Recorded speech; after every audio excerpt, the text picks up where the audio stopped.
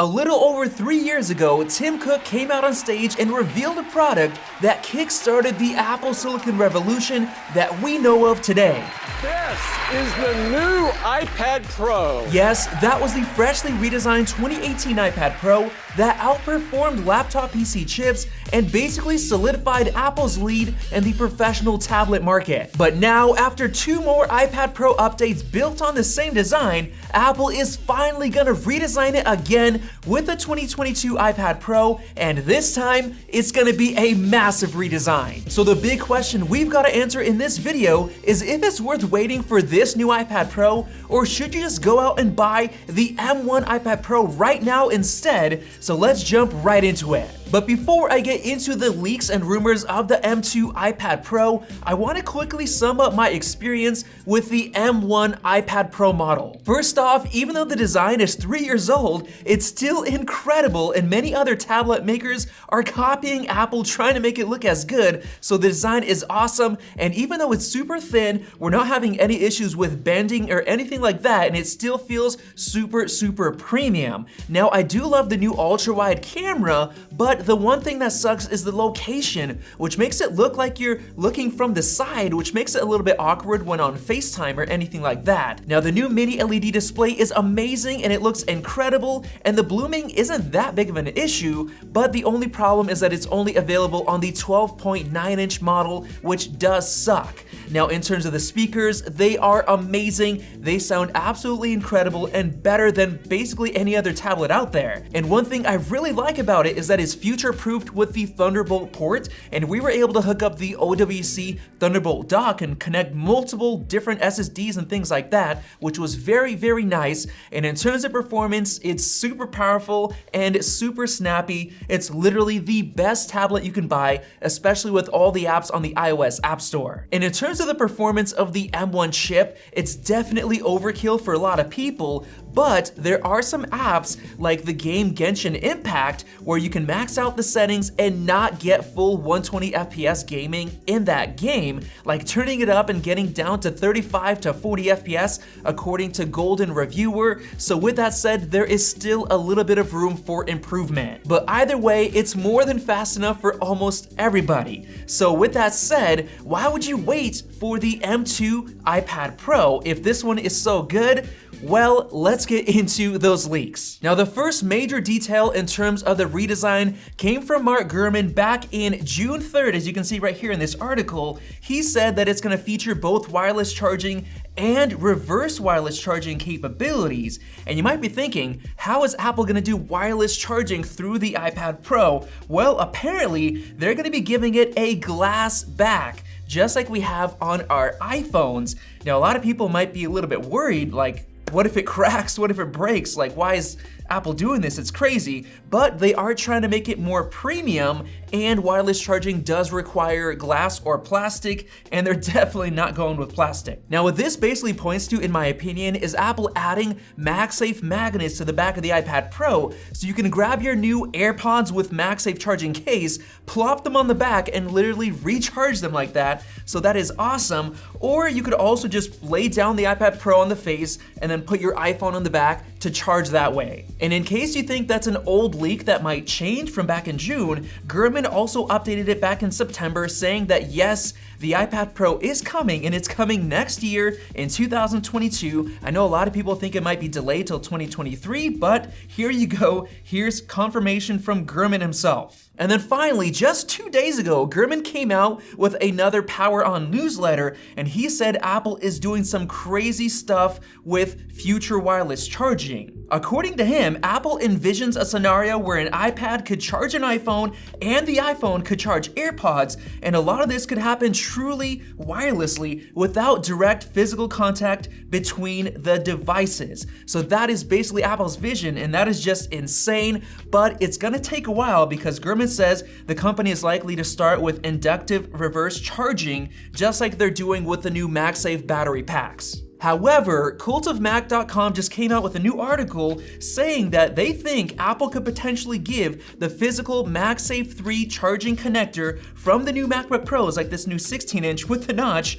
to the iPad Pro, as you can see in this rendered image right here, because I don't know if you remember this or not, but back in the day, there was some leaked CAD files pointing to some weird third connector right here in the left corner of the iPad Pro, and people are wondering, what could that be? Could that be an extra smart connector? Well, if Apple does give a physical MagSafe 3 adapter, they could potentially put it in that spot. But then again, that's going directly against Mark Gurman, who believes it's getting wireless MagSafe, but Ed Hardy did mention that Apple could potentially add both options. Like it says right here, Apple could even put both the iPhone and MacBook versions of MagSafe into its next iPad Pro, which I kind of find hard to believe because that makes it a lot more difficult with the charging connectors inside going to the battery and having it split to different areas. That might be too complicated. So in my opinion, I think it's more likely that it's gonna stick to wireless only. And then of course, the whole point of that is that you could charge the iPad Pro through the back with wireless charging while you have the main Thunderbolt 4 port, yes, 4, available to connect to different products and SSDs, whatever you need. Now moving on to a redesign detail that I have literally been waiting for years now. Apparently Apple could be working on an iPad Pro with a horizontal camera layout. Yes, the camera being right here in the center when in landscape mode instead of being right here where it is right now on the iPad Pro, which honestly makes it so weird when you're using the camera and using FaceTime and it just looks like you're looking away from the person and not paying attention. It is just so flawed. I really hate using it right now, but Apple could be changing that. And that rumor is actually coming from the very reliable Dylan DKT on Twitter, and here you go, that's what he says, and apparently Apple could even be giving the iPad Pro a horizontally placed Apple logo on the back, and that's because Apple is going to be completely changing the software on the iPad Pro and making landscape mode the default for iPad Pro usage. So they're basically assuming that you're going to hold it like this instead of in portrait mode like this with other tablets. And I think Apple is going to be doing this new landscape default mode because they're finally planning to release Pro apps from the Mac like Final Cut and Logic, which is something that John Prosser leaked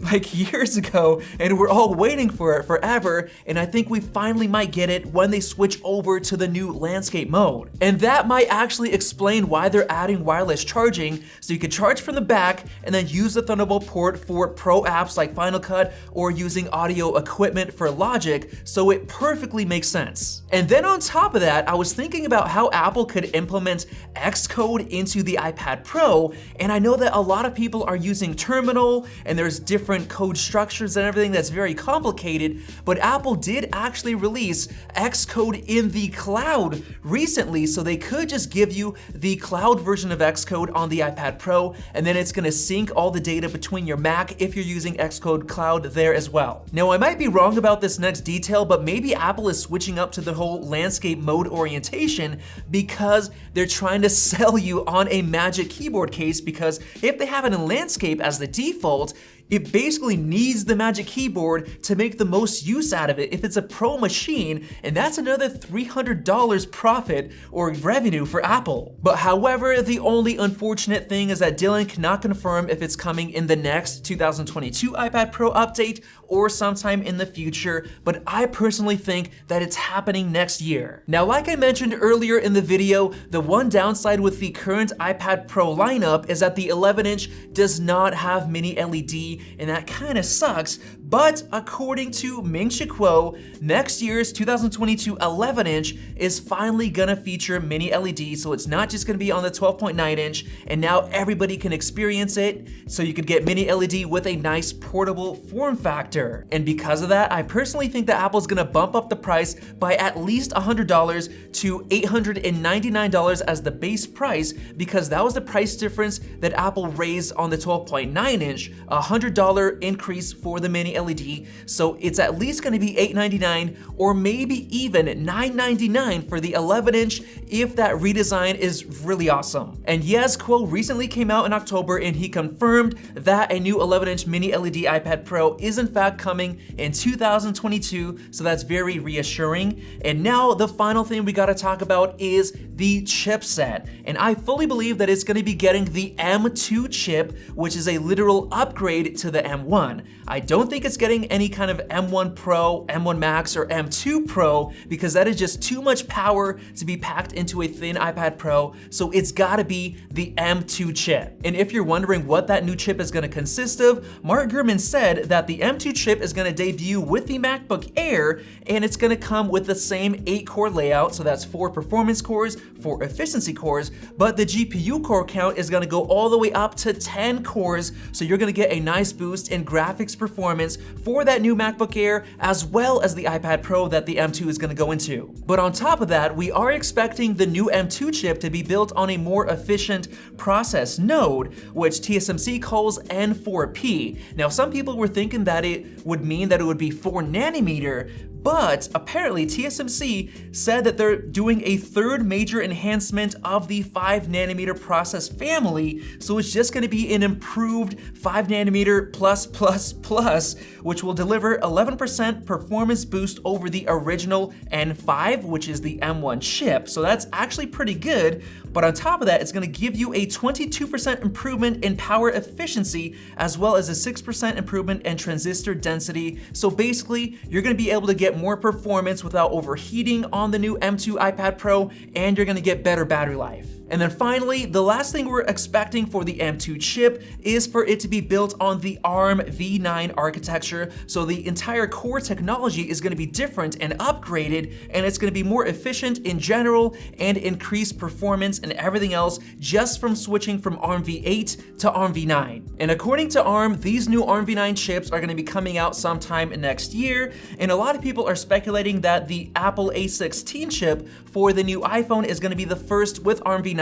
which means that basically the M2 chip is also gonna be getting ARM v9 technology. And now finally, with all that out of the way, the last thing we've gotta talk about is the specific release date. Like, is it coming in the spring, the summer, or the fall? Well, if we take a look at Apple's release timelines for the iPad Pro, there would usually be a 1.5 to 2 year gap between releases. For example, the 2017 iPad Pro was revealed on June 5th, 2017, and then roughly a year and a half later, we got the 2018 iPad Pro in October, and then around another year and a half later, we got the 2020 iPad Pro in March. Now, the only weird thing is that it took a year and 1 month from 2020 to 2021 to get the M1 iPad Pro. So that was the first update in a few years where it only took around a year for the new model to come out. But since we are expecting the M2 chip to debut on the new MacBook or the MacBook Air, and since a lot of the leaks and rumors like this report from Ming-Chi Kuo point to the new MacBook Air coming later in 2022, I don't think that the M2 iPad Pro is gonna come before this new MacBook. And Ming-Chi Kuo said it's gonna arrive in the third quarter, which is fall of 2022. So with that said, I personally think that the new M2 iPad Pro is gonna be coming in at least October or November of last year, and that'll perfectly match up with all of the different timelines. And with that said, let's answer the original question. Should you wait for the M2 iPad Pro or just buy the current M1 iPad Pro right now?